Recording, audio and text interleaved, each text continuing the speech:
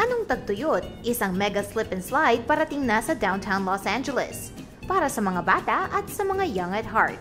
Kasalukuyang pinaplano kung paano gagawing isang 1,000-foot-long slip and slide ang kalsadang ito sa downtown Los Angeles na ma-enjoy ng mga tao sa isang buong araw.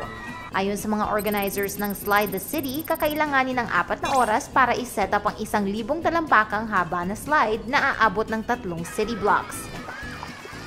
Ang travel speed sa slide ay depende sa bigat at size ng mga taong sasakay dito. Ayon sa mga organizers, ang one-day event ay gagamit ng 15 hanggang 20 galon ng tubig. Habang parang napakaraming tubig nito, tandaan po na ang average LA swimming pool ay nawawalan ng ganyang karaming tubig sa evaporation pa lang bawat taon. Pero may seryosong tagtuyot ngayon sa California kaya marami nag-aalala sa plano ng Slide the City. Nagsagawa ng online petition ng LA resident na si Katrina Soto para pakiusapan ng mga officials na i-deny ang permit para sa slide.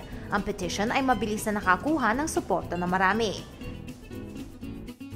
Dahil dito ay binago ng mga event organizers ang kanilang mga plano. Ang tubig na gagamitin sa event ay i-recycle at gagamitin sa pagdilig sa greenery sa Griffith Park sa Hollywood Hills.